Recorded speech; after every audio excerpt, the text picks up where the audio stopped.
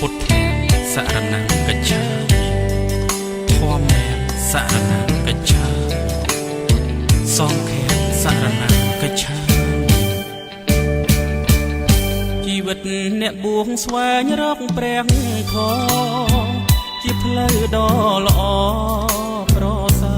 រថ្លៃថ្លាបុះដើមបីសងគុណមេដាបៃតា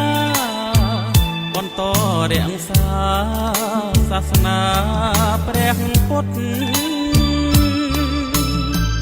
បួងជាព្រះសង្ឃក្រងស្បង់ជីវរថ្ងៃយប់រៀនធម៌ចងចិត្តឲ្យស្ងប់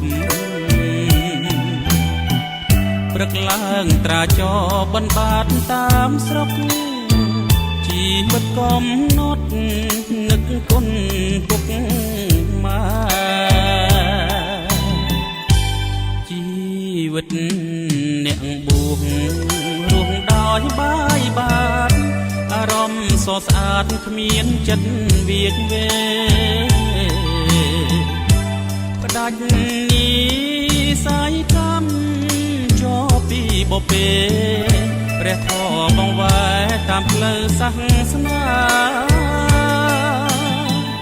បួងតាំងពីតូចរហូតដល់ធំវត្តជាទ្រនំសន្សំធម៌អាស្ដាប់អវាទព្រះជំរះចិនដា